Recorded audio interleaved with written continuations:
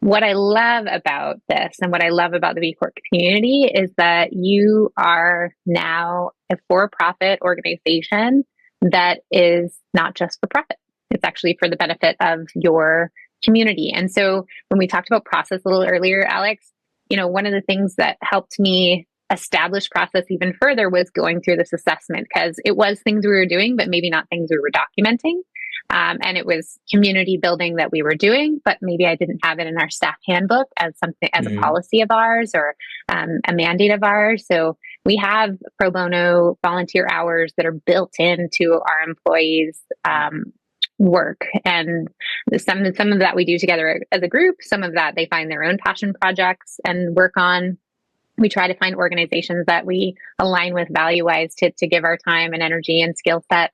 And so I know that it feels like when you're a small business, there's just so many things cooking. How could I possibly get to those pieces? But those pieces sometimes are what fuels us to get to that next step in our entrepreneurial journey. And for me, for sure, having that as a part of our mission, having that as a part of our work and mandate, and dedicating ourselves to an organization that keeps you honest about that is a really huge opportunity that I'm excited about this year. Like I said, we're in assessment. We've scored enough to be in assessment, and hopefully as we go through the process, we'll then become certified and get to join that amazing community of entrepreneurs and larger organizations that have the same vision and mission of for-profit companies not being for profit.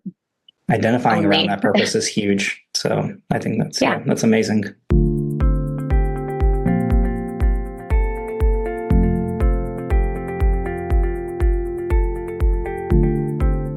Hi, everyone. This is Joshua Hoffman and Alex Gerashenko, and welcome to another episode of the Masters in Marketing Agency podcast, where we deconstruct the why and how agency owners found their success and learn a little bit more about how they can help their clients. Today, I have Erica Hakonson, the founder and CEO of Maven Collective Marketing, an award-winning B2B marketing agency that specializes in delivering measurable outcomes for global SaaS and software service providers, particularly Microsoft partners. Welcome, Erica. Thank you so much. Pleasure to be here. Thanks for joining us. So for me, there was obviously just one place that I knew we had to start because of our mutual passion, and I think you know where this is going. That's trail running. And trail runners are typically a little different. I think I get told that all the time. I don't know if you do, but because it's such a ridiculous sport. And it's funny, even in Colorado, people look at me like where it's all outdoor people, they still look at me funny when I tell them I'm a trail runner. So how did you get into trail running, and specifically, like, how does it benefit your everyday life or business, or however you want to take that? Yeah. Running has been a huge outlet for me, for my sanity. Anytime my husband can tell I'm on the edge, he tells me, "Did you go for a run? Would you like to go for a run? Is there something that makes some time and space in your life for a run?" It's definitely a form of therapy. I love running in the trails because it's such a different experience than running on the pavement. I formerly was a soccer player where I was running on a field, and then I switched over to road sports when I stopped doing that, and marathons, half marathons. But there is nothing that's as like zen and really gets you in a zone and gets you processing and thinking through life problems, situations, like just alone in the woods. I'm not alone. I have a dog who we call bear bait sometimes, but for the most part, she's just a really good running companion. And so it serves me well. I think I am not in an insane asylum because I run often. Or you could argue that you are putting yourself in the insane. I am a little, maybe it is definitely an isolating. I run with friends sometimes, but it is like, maybe it's my padded room. Maybe it is where I go to just work some stuff out. What do you say to yourself when you're running? Like, especially when it is really hard, do you have like a track mantra that's going? Yeah. What is it? I have a really good ultra friend who's like done the UTMB at Mont Blanc and all of these things. And she like lives and dies by mantras. She's always got something going on, listening to or saying. I don't have any of those. Really? Some of the time I'm just like, oh my God, this is hard. Why am I doing this? I remember doing an ultra marathon in Fernie, British Columbia. and they named part of the trail Unnecessary or Stupid Mountain. And like the whole time going up that thing, I was just so mad and being like, why would they even put this in here? It says it in the name. So I don't know. I don't know that I'm doing that right, the mantra thing. But I definitely always feel better at the end of the run, even if I'm mad in the middle, because I've got myself into something that was just like unnecessary. Wait, she has a specific mantra that she says, hey, today I'm going to use this mantra because it's something, or is it like the same She every has, time? no. She has lots of like inspirational mantras, and it switches. She's by far a much more accomplished ultra runner than I am. Like I said, she like qualified for UTMB. She's done 120-mile race. You know, my longest is 80 kilometers or 50 miles. So she's at a whole nother level than I am. So I'm sure it's helpful. I'm sure it really does get you through things. I haven't unlocked that level yet, perhaps. No, see, for me, it's just like, don't be weak. Like, go, go, go, go, go. That's like all I say in my head. Like, don't be weak. Don't stop your legs. You can't stop your legs or else they'll stop forever. That's like, well, that is frightening. I think I would keep going if I told myself that. That would be frightening. Go, go, go. What is it? Go, go. Okay. Yeah, it seems like trail running is such a disconnect from everything else. With like, we have to keep so much in our minds that I feel like I haven't done it. But the way you were talking, and Josh, you were talking about it in our first call, I thought it was really interesting. I use that for hockey. It's complete disconnect where like nothing else is in your mind because the situation changes, right? Like running on a trail, it's not on a road. Everything's going to be changing. There might be a rock or something else. Yeah, like you're always forced into the present. Yeah. And you learn. True. Yeah, and you learn quickly, like, even sometimes you're scrambling, so you're like, going on rocks that's not even like flat, or there's branches, and it's, how many times I've twisted my ankle looking up for a half a second, just be like, oh, look at this, and then like, Oh yeah, so. Yeah. I did a different ultra at Mount St. Helens in Washington, and you circumnavigate the volcano. So at some point you're just bouldering, like things are bigger than you that you're trying to get over. And then in the next session, you're like sliding down just dust of like volcanic ash. You can't get your bearings. I mean, it's some of the coolest terrain. I did an ultra from Squamish, where I live, up to Whistler, BC. And then they take you along the Valley Trail, which is like this big canyon that guts up to Whistler, and there were stairs that were just missing like 5 stairs. So you're like, okay, so I'm just gonna like shimmy down that. I mean, it's a lot of problem solving, kind of like what you do as an entrepreneur.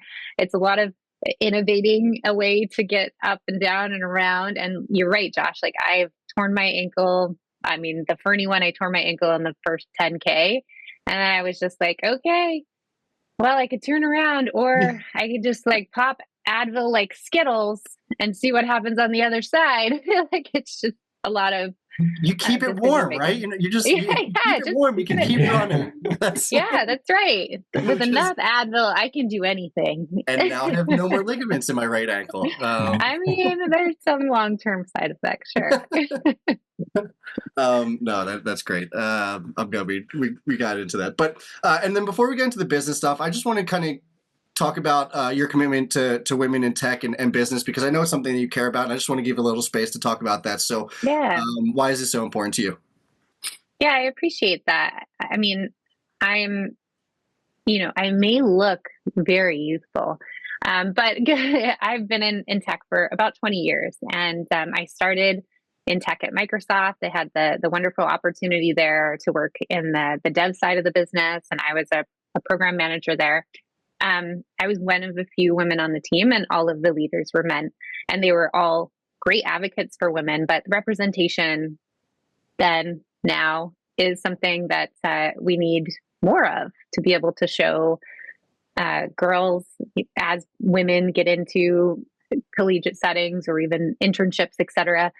They will go where they see representation, because it's a possibility. It then becomes not a perhaps maybe one day this could happen. It's I see someone in that seat. I could absolutely be in that seat. So I'm passionate about that. And I'm passionate about bringing women into tech in this direction, because I think often, if you didn't get a baccalaureate in science, or if you didn't take that, IT route to become a developer or to go into engineering. It feels like, that's too far out of my realm. I went into communications, I went into marketing, I went into something that was a softer art. But the fact of the matter is, I have a baccalaureate in marketing and international business, and I had no background in tech when I went into work at Microsoft. And it's a skill you learn just like anything else. And so we're a heavy in tech organization. When we've just onboarded, 4 or 5 new employees, and they were learning 40 tools at a time, and they're like deep into learning about the Microsoft partner ecosystem and the Microsoft ecosystem and the array of products that Microsoft offers and how they all connect and the partners that we work with and what do they offer. And one of the reasons that we're so well regarded in that ecosystem is that nobody has to explain those pieces to us. We don't have a partner that has to come in and tells us what an ERP system is, or, what Business Central is, or, Azure or Entra ID. There's so many different acronyms and things you just have to know to exist in that world. And once we, bring often as women in with us into the tech side of things, what feels like an impossibility or feels like I took a right when I should have taken a left, all of a sudden opens and unlocks all of these doors. And you understand that it's just time and seat. That's all anyone needs. It's not an impossibility. It's just exposure. So we're part of the Women in Tech Association. We're part of the Women in Cloud Association. I volunteer in a lot of different ways to support women, both in tech and in business. And as an organization, we volunteer to give back to our communities. And one thing that we did in the last year together was show up and do in-person workshops for women that are just starting in entrepreneurship, that maybe don't have the same access to finance, and so maybe wouldn't have access to an agency like ours, and teach them how to do some things to get their marketing off the ground. We've also done it in cooperation with an initiative led by the Government of Canada with a company called Success, and leading that endeavor to, again, give them training, give them the skills and give them the ideas and strategies to be able to move forward in something that they may not have access to at an early stage.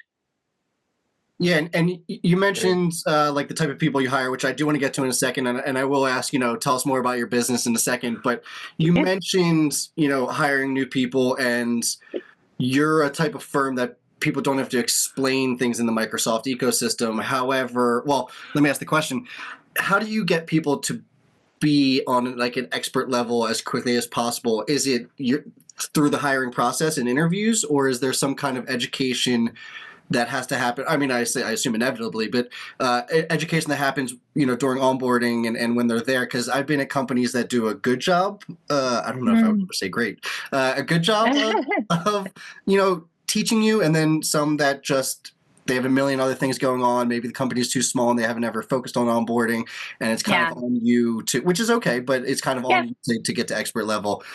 How does that look for you guys? Yeah, and that's a great question. It's actually something that we've recently invested in ourselves. So we were a lot like your previous company, where it was like, well, just drag them into every meeting, let them absorb, and then let them do some work and give them feedback, and that's how they'll learn. And we'll just kind of slowly get them up to speed over time. And like I said, we just had a pretty aggressive round of hiring for our agency, and so we had to put quite a few processes and onboarding materials in place that we had, but maybe weren't organized in that way. And then others that we developed specifically around the Microsoft partner world community, Microsoft products, etc. We're expanding it every day. I could say just yesterday we were talking as a team oh, we forgot to add that. Let's now go create a module about that. Make sure that that's a piece of the onboarding. And then other things are the Microsoft community has great membership associations that do a lot of education and offer a lot of education. So we get our team involved in a lot of events and activities early on so that they can learn quickly, both by just kind of absorbing the language and then also participating in the discussion. And of course, we still do let's bring them in on the meetings and let's get them doing the work as soon as possible, because a lot of people do learn well through doing. But we're not asking them to know everything by doing. We're kind of surrounding them with a lot of different tools, and not everyone learns the same. So we need to approach it in quite a few different ways. And then we get them doing work quite quickly so that they can put what they're learning to use, and then they can get feedback quite quickly as well. So they're, everyone gets scared of the red pen. I mean, that's a very old terminology, but like the best way to learn is through getting that editorial feedback, or through getting that, strategic feedback, and then taking that into the next application. And you can just instantly see growth when you start to apply things that way, where you're surrounding them with tools and knowledge, and then they're getting the feedback. And then that next time they do something very similar, it's at a whole new level. And so we're really excited to see that. It's worked really well so far. And I've gotten very good feedback from those being onboarded, that it's like, oh, this is the most organized I've ever been onboarded to a company. Like, yes, like that's music to my ears. I mean, I don't think there's not much better. And I forget where I saw this, but it was like a little skit, and the boss turns to the other, leadership person, and they're like, what if we spend all these resources on this person and we teach them all these things, and then they leave, or we have to fire them? And then the other person goes, yeah, what if we don't? And I always thought that was really powerful, of like, that's how you get the best out of your employees. Yeah. Pumping them with resources and even like, different ways of learning. Okay, you learn a little bit better this way. Can I put you in the right position? So, okay. So now, as we kind of danced around the company, let's dive right in. So I want to learn a little bit more, obviously, about the marketing firm, Maven Collective Marketing, because obviously our goal with this podcast is, to highlight your business and what you do best. So can you tell us just a little bit more about what you do? Yeah, I think your intro was very good. I would say, just to expand on the fact that, yes, we're a B2B agency, and yes, we're kind of in the SaaS or even infrastructure as a service realm. We have a very defined niche, and it's exclusively working with Microsoft partners. So I gave you a little bit about my background, about 2 decades in this world, had the opportunity to work with Microsoft partners in the position that I had, enjoyed that community, and kind of grew upon that. And I did have the opportunity to have some partners reach out to me. So it was a little bit of an accidental entrepreneurial story that I got clients without asking for them. And then they kind of pushed me in this direction, and that grew and expanded to where it is today. Can you tell that story? While we're at, yeah.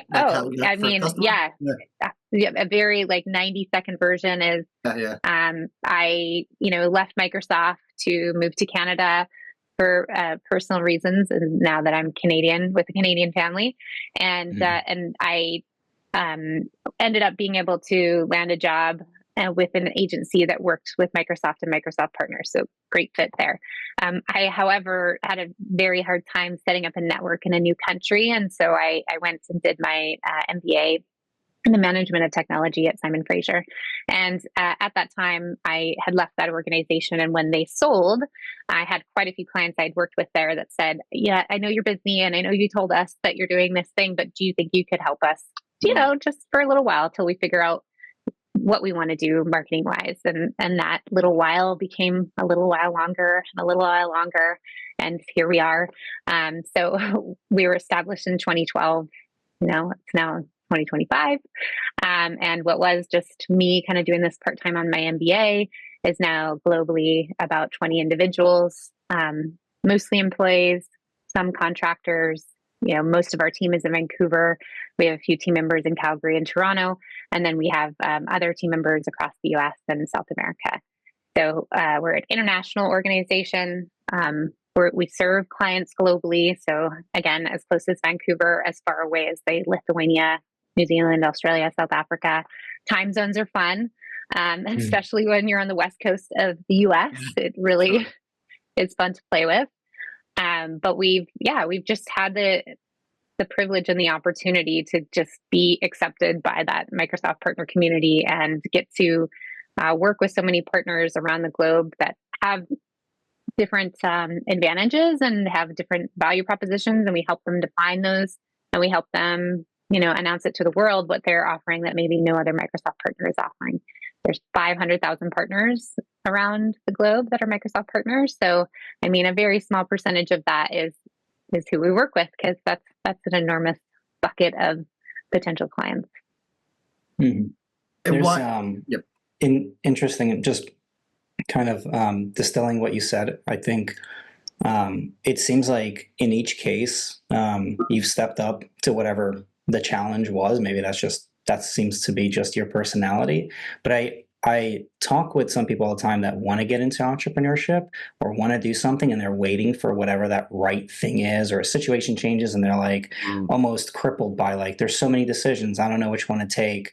And I have this thought that you just look at the skills that you've acquired and kind of like the talents that you have at hand, and then what's the next possible best move, which it seems like you naturally do throughout. And then the clients coming to you stepped up to the challenge. And then here we are, it was 13 years later with a fairly, a medium-sized marketing agency, which is pretty amazing. Yeah. I mean, I would love to say that I was totally up to the challenge, but if you talk to my closest friends, like one of my friends that made me this amazing Maven sign, who's also an entrepreneur, he really had to like force me kicking and screaming into full on being an entrepreneur.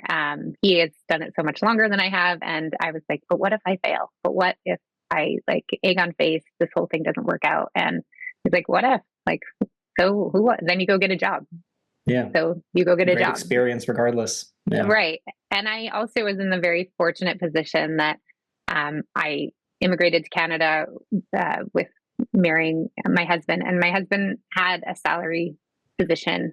And so I had the opportunity to make that leap. I don't know that everyone has that opportunity where, you've teamed up, you've said, we're partners for life. We got each other's back.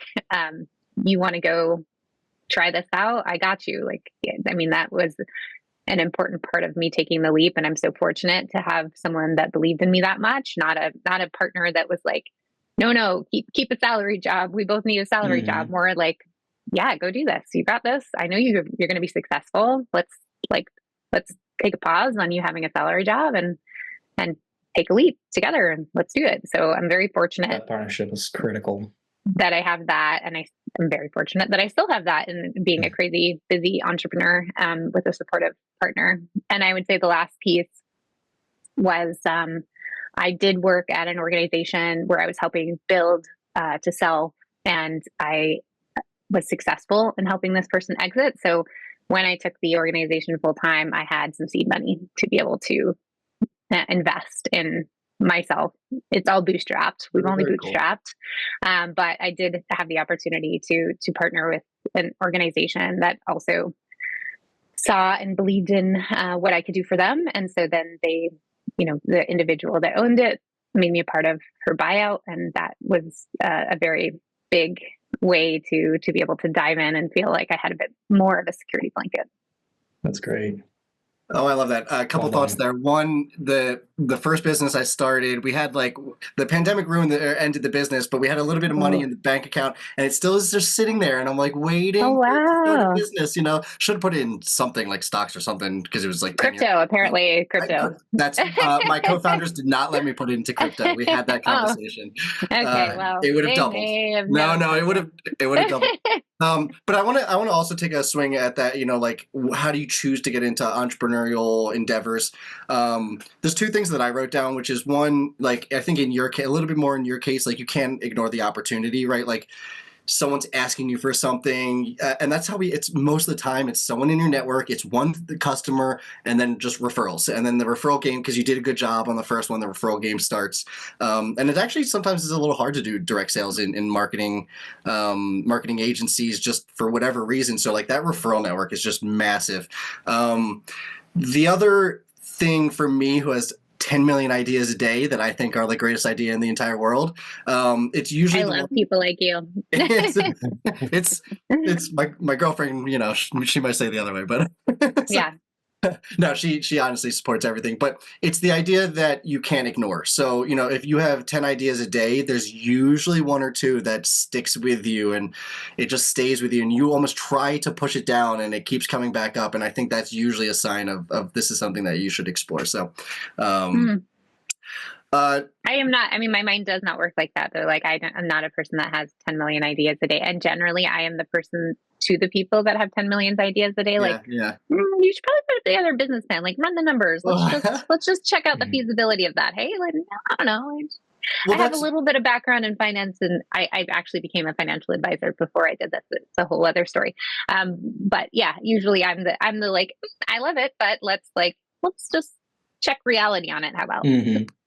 Well, that's why I wanted to add the first one, which is like, you can't ignore the opportunity. So I think that was a little bit more of yours, which is like, they're coming to you for help, and you're like, should I do this? But like, it's such a good it seems like a good opportunity at the time that let's explore it. Yeah, I was forced into the okay, let's check if this is a good opportunity, because early on, I mean, there's a lot of open LLCs that I should definitely close, but it was just this is amazing. So you guys are serial entrepreneurs. This is I had one other business, but I exited. That business is still running. I am no longer in it, but I wouldn't consider myself a serial entrepreneur.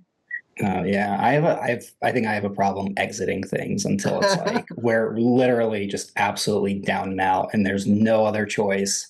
But the problem is that as other things come up, your time gets strained, and so naturally you end up putting your time to the things that are working, and everything else is kind of just fluttering. Totally. Yeah. And then add on top of that, I'm a mom of two. So time is like my most precious resource.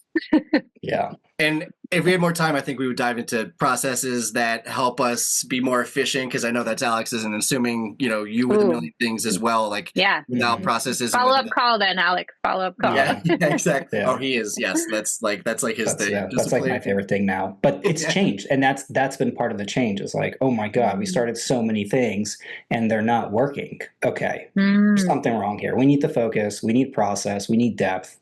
And so my entire all of my motivation and excitement really now comes from processes and optimizations as opposed to new. Yeah. We're in that stage with the organization as well. Like the big investment this year is really around process optimization and automation. So all of those pieces are exactly, I'm thick in it right now. Alex does a book club with his company where it's usually a book around some kind of discipline or process. Yeah. And I just want to call that out. Yeah, it's for it's for our project managers. Mm-hmm. We started it. I started it when I was helping as a fractional CTO to a company. And we started the book club there, and then I brought it over to my team. And so we've been doing it since about 2021, so 4 years. Wow. And the last book we read, actually the recommendation came from someone who was a guest on this podcast. They recommended The Toyota Way, which is all about Toyota processes. Yes. Yeah. We spent 18 months on that book, and it completely changed our business, like the way we operate, what we're doing in processes. And then the next book following that is a book on how to build, it's called Hooked, how to build product or habit forming products. So is it Neil I? Yeah. The author? Yeah. I saw him speak. Everything we learned. Great. You saw him speak? Oh, wow. Yeah. Awesome. He was The Art of Leadership, one of those conferences. They do circuits around the US and Canada. That's great. Yeah. It's very cool because now we're trying to productize internally those changes that we're making and making sure that we're building them in a way that are habit forming for our team, so that it's not a strain. It's just going to, this all benefits you, and you want to build these habits, and here's the rewards. And so I don't know. I love it. But the book club definitely helps. Can you CC me when you send out your book club recommendations? Just put me on your mailing list to your project managers. We pick a book and then we do a chapter a week. But in the case of Toyota, we spent more than a week on each chapter because there's just so much depth there. That's such a great idea. The structure is read the chapter. First 15 minutes of the call is looking at, we have action steps from the previous call. So like, what did we do for our action steps? Let's discuss that. And then we go into what we learned from this chapter, and then breaking it down to how it applies to us. And then the last 15 minutes is what are our action steps for the week based on what we learned. And so there was just so much in each chapter. We kept cycling through each chapter for like a week or two. That's why it took so long. Yeah. I love that. I'm gonna think about how I integrate that into our business. Yeah, it's been transformative for us. We talked about that a lot, and I think it's just a good idea. It's a great idea. Let's jump into this screen share now, so we can kind of have enough time to look at everything. Obviously, on this one, we're doing something a little different that I really like because we're still exploring, how this screen share thing works. And so for this one, we're going to jump into looking at your website as well as our website, and just kind of understand how, and I know you haven't looked at it before, or if you have, you're looking at this or you're providing initial feedback. But yeah, let's take a look and kind of see how you're thinking through looking through a website, especially on that first call or first time you're looking at it. So Alex, I'm going to do first. Okay. Cool. Do you want to start with yours or start with DevNoodle?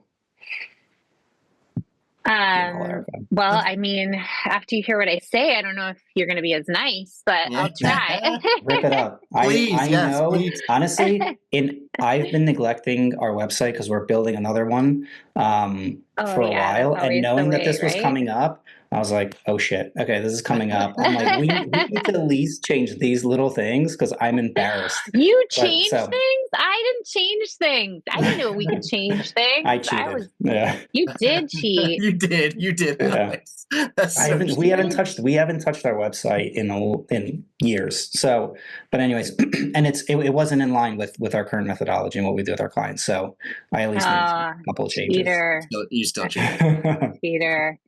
It wasn't much. Well, you're right. I hadn't looked at your website much. I did take a peek this morning before we met today. One, because as we go through, there's things that I'm going to talk about that you can't see just looking at it. So I needed to run some tests and then also look at some code so that I could have a few things to say that wouldn't be entirely visible. But I did want to say some really excellent work up front, which is, your title tag is bang on to what you do. And it talks about website development and design. And so sometimes that's like an obvious first place to start with clients where you're like, oh, your homepage is home. What did we tell anyone? And that's your search result, right? So like for us, we're very performance driven. And so we're always looking at, say, Google Analytics, Google Search Console, Bing Webmaster Tools, SEMrush. I mean, we're looking at all of the data to be able to say, what could we do to improve the performance of this page? So that is usually where we start, where we're looking at optimization. I feel like that is a big advantage of having a full service agency, is that you take this holistic approach and you look at everything. Yeah. I would say we probably started more in the organic realm, and then we've just expanded as we've had more clients wanting full service. So yeah, for some clients, we're their entire marketing department, and we run everything, and we do budget with them, and we run the website, and we run all events, we run content, we run sales enablement, all of those things. And for others, we're brought in a very specific way for Microsoft partner marketing to work on, Microsoft marketplaces, or to work on specific Microsoft programs. So it's everything. You're so right, but I would say this is where we started. So I love this. This is kind of where our comfort zone was, not is, but spent a lot of time. We developed actually a self-audit, performance audit for Microsoft partners. We were developing one for Microsoft. We ran hundreds of partners through it. And so we have all these proprietary benchmarks of where specifically Microsoft partners are performing in the wild of the web, and not just, an overall, hey, you're in tech or you're in software, here's your, Google Analytics 10,000 foot view. So we have that on our site. It's something that we offer partners to be able to self-audit. We still do audits like this, but it's, like I said, something that we're very, very comfortable with. So in saying that your title tag is very good, I also ran some performance on it, both in Pingdom and in Webmaster Tool, in Website Speed. So Pingdom gave you a C score, but mostly it was kind of for some heavy graphics, and didn't love your cookie policy, things like that. So it was like, okay, you guys still performed quite well there. From a load time, it was like a minute and 1.3 not a minute, 1.3 seconds. And then I ran it on site speed, and your desktop score was very good. It was 98, but your mobile score was 43. So you were failing on the mobile side of things. So obviously we know that that'll be a huge hit for you index wise. And so you'll pay some penalties around that. I don't have any access to your Google Search Console to know if you have any like 404s you're dealing with, or if you're having any blocking issues or robot text issues. So that would be another place that I would naturally go. But if we're staying on the front side of things, I'd say you have a really clear message and helping your ideal audience solve the problem. So, I mean, initially just upfront on this above the fold, like building a website sales machine. Who wouldn't want that? I'm an agency. I want that. I can have a website that does my sales. Excellent. And you have good calls to action around grow your website, see pricing, grow your website sales. So I would, and even that like little footnote around a free conversion strategy, like very, very tempting. And then you build trust right away by getting your brand banner in there to say like, look at all these people that we've helped. These people could look exactly like you and we could help you in some of the same ways. If you scroll down a little bit, I really liked the way you also did clear problem solving for the client. So you gave them a path, and those paths are solving their problem. You know, you're either managing an existing website, you're starting a new website, or you're managing client websites. So I feel like all of those were really clear and helped me feel comfortable. If I came with a problem, you addressed a problem that I would have based on, again, who your target audience is. So I'm going to go a little further down and give you a couple of things that I would improve. One, I think this is just a quick oversight, but if you toggle here from marketers to agencies to entrepreneurs, your CTA stays the same, grow your agency, but your actual audience is different for each of those. So I assume those are different. If you go a little further down, also love that really excited person. Very excited to be helped. The screenshot is great because you have a proprietary tool, but it's so small, I can't really see what you're trying to show me there. So some kind of like pull loop or motion graphic or something that could give me like a bit more view of what it is would help from a user experience perspective. Also, your images, they are alt tag empty and no image tag, which means from optimization purposes, you're really missing out on the opportunity to like fully capitalize on the fact that you want to be found for WordPress website design and WordPress website development. So all of those empty pieces could be filled with optimization of your keywords. And I did a quick pull of your titles, so H tags, and you also don't have it in any of your H tags. So it's like sprinkled naturally throughout the page, but it's not really being used from an optimization perspective. So those are some other places that we haven't focused on that, on the SEO aspects of this at all. Yeah, it definitely needs work on that. Yeah. And then a little further down, I would just say there's one thing here on the testimonial. Sean looks like a very friendly guy, says some great things about you, doesn't tell me who he is or where he's from. So if I wanted to say, oh, this is Sean who runs a B2B marketing agency, and it's really, it's self-explanatory that he's in my industry and he said something outstanding about you, then I would feel more comfortable about him as a reference. But right now, Sean looks like a bit of a car sales guy, and I don't know how we would relate to one another, but he says some nice things. That makes a great shot of Sean, but I'm not sure what he does. Let's see if we can get one more thing and then we'll swap. Okay, this last thing is you have differentiators here. So this is really around messaging. We spend a lot of time on messaging with our clients.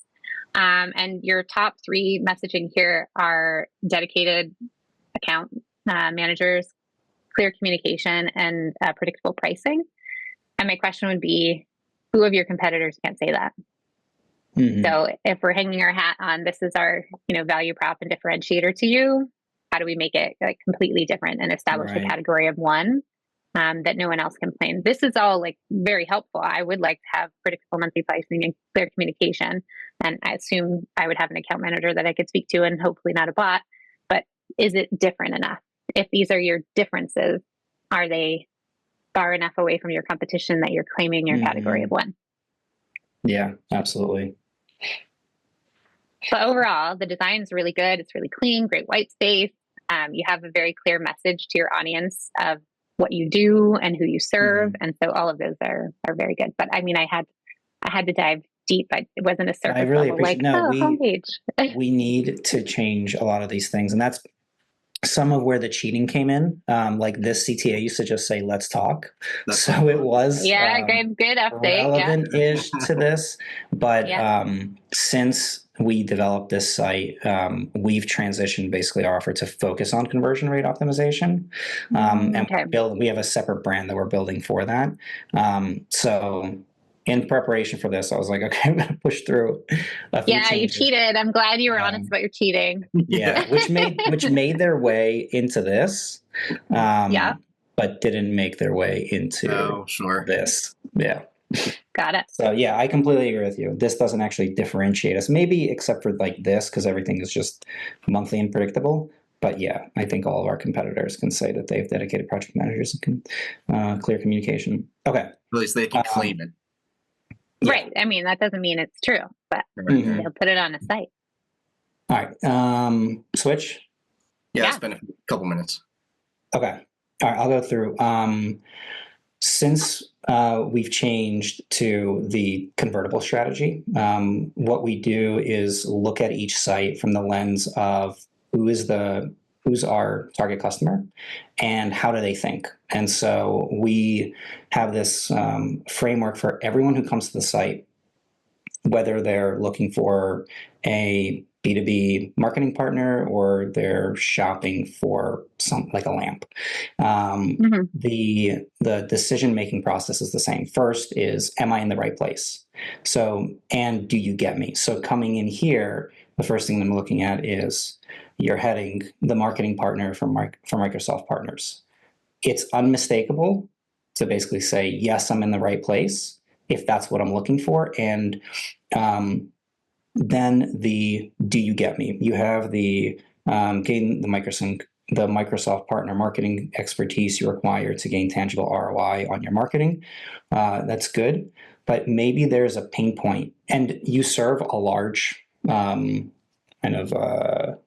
the ICP has different problems. So identifying that problem on this page would be difficult, but on the internal pages, if you can identify with the exact pain that they're having or the exact problem, we've seen that gets higher conversions. Totally. Yeah, we're actually revamping and publishing a new services page just for that. Oh, nice. Okay. Yeah. Perfect. And so, so that's kind of the first question. Am I in the right place and do you get me? Once they feel like they are in the right place, then your mind starts changing to, do I trust this company? Do I trust them to make this order? Do I trust them to even spend my time having a conversation with them? And that really goes into validation, which there is no lack of validation on your site, which is amazing. You have you have testimonials, you have case studies, you have partner logos, you have client logos. You have results and numbers, which is amazing. All the things that we look for, and I'll get to those as we scroll down. But just above, I was going to say, can you jump to those? I will, but I just below the fold, you have some of that validation already built in this. See how we doubled revenue from Microsoft CSP/MSP, which is great, because now they're starting to build that trust. Potentially, if there was, I saw you have the 22 clutch reviews all the way in the footer, which, just for show here. And that's great because that's a trusted source and it's 5 stars. It might be good to put that, and you have a bunch of words further below, but it might be good also is to potentially leverage this area. We found that people don't watch videos as much. So potentially turning into a graphic and saving the video for more of the about or something that's detailed for like, this is how our process works or what makes us different potentially would be a good repurpose of it. But leveraging this graphic or this space on the right to show something related to benefits to the user, whether it's growth, some kind of graphic related to that, a good experience, and then also being able to pepper in either what we call like a testimonial drop, which is just like a small blurb that just appears maybe like if you have a graphic like on the bottom left side, or even the clutch reviews there. or some kind of aggregate number related to reviews. So when they first come in here, they see, yes, I'm in the right place, and I see validation. They got 5-star reviews, maybe a testimonial drop. I see they're award-winning, right even before I make the decision to scroll or navigate. And then that's a good idea. The third part, once you feel like, can I trust this company? And that's a yes, I can. The next thing that visitors will go through before making a decision is, do I feel comfortable taking the next step? And so that basically is a whole process of de-risking. So you're going to have certain anxieties of having a conversation. You don't know if you're dealing with, you don't know if it's going to be a hard sell. You don't know if you're going to be wasting your time. You don't know if you're going to be embarrassed of maybe I can't afford this or whatever it is. So figuring out a way to make that decision as simple as like this, clicking this button is a no-brainer and it's going to be beneficial to me. So the CTAs here are driven towards you. It's work with us. So the benefit is essentially with you. I mean, inherently the benefit is for them. Yeah, I hear what you're saying. Yeah. But if you change it to something like, and I'm sure as part of your process, there's something from the first call, the discovery call or whatever you call it, first consultation, they're going to walk away with knowledge. And so positioning that knowledge into the CTA with potentially some small positive subtext, like people look at fine print as like, oh, this is where you're going to get me. But then if it's positive, I like what you guys did on your site. That's a good point. And so I think changing that may help with increasing conversions, because the decision is going to be, for example, if it's like free, consultation of kind of where you are positioned wise and like what you could be doing, or I don't know what those exact things are, but just changing the wording here could lead to more clicks. Okay. And final thought, just because we're towards the end. Yeah, just final thought. I love the validation that you have on your site. I mean, you have partner logos, you have awards, you have scores and numbers, and then you have testimonials, you have case studies. The only other thing is I would say that you could leverage on your case study in the how we did it. I can't get to that right now, but there is, once you show, because you're asking for them to give their email address to get the case study. One of the potential, that could be the main CTA on that, but a secondary CTA could be something like, once you show these are the results before they get into the nitty gritty, it could be like, do you want this, want the same results for your company? And then whatever that free offer is for that first call. Because if they identify with the case study and they envision themselves in that case study, then they're going to potentially want the same results for them. So having that additional CTA for them to potentially not just download it, but to schedule a call with you. Yeah, great idea. I like that. All your CTA suggestions, hang on. Perfect. No, that was great. And as we come up to the end of the episode, I just want to give you an opportunity to mention how people can find you and anything else you'd like to end with. Yeah. So you can find us at mavencollectivemarketing.com, which you were just seeing, and we got some really great recommendations from Deb Niddle on how to increase conversion. So appreciate that, or wherever that next name takes you. One other thing that I'd like to mention, and hopefully this like ups my score in some way. Another piece of work we're passionate about is that we've applied to become a B Corp certified organization this year, which is a beneficial corporation. It's been a lot of work. It's been something that's been on our radar for years. We finally got our application in, so we're in assessment right now. But what I love about this and what I love about the B Corp community is that you are now a for-profit organization that is not just for profit. It's actually for the benefit of your community. And so when we talked about process a little earlier, Alex, one of the things that helped me establish process even further was going through this assessment, because it was things we were doing, but maybe not things we were documenting. And it was community building that we were doing, but maybe I didn't have it in our staff handbook as something, as a policy of ours or a mandate of ours. So we have pro bono volunteer hours that are built into our employees' work, and some of that we do together as a group. Some of that they find their own passion projects and work on. We try to find organizations that we align with value-wise to give our time and energy and skill set. And so I know that it feels like when you're a small business, there's just so many things cooking. How could I possibly get to those pieces? But those pieces sometimes are what fuels us to get to that next step in our entrepreneurial journey. And for me, for sure, having that as a part of our mission, having that as a part of our work and mandate, and dedicating ourselves to an organization that keeps you honest about that is a really huge opportunity that I'm excited about this year. Like I said, we're in assessment. We've scored enough to be in assessment, and hopefully as we go through the process, we'll then become certified and get to join that amazing community of entrepreneurs and larger organizations that have the same vision and mission of for-profit companies not being for profit. Identifying around that purpose is huge. So I think that's amazing. I'm so glad you got that in. I was trying to fit it in somewhere and we kept moving forward. So I mean, hopefully you don't check back in with me next year and be like, well, we have to apply again and our score didn't work out. But I'm hoping, I'm putting it out into the world that our score is great and our assessment will be just as good.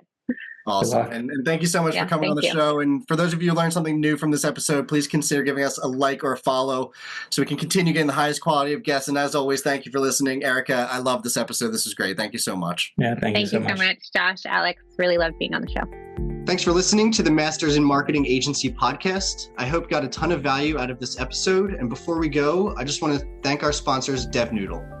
DevNoodle provides marketing agencies with the ability to offer their clients unlimited website design, build, and management services with fixed monthly plans.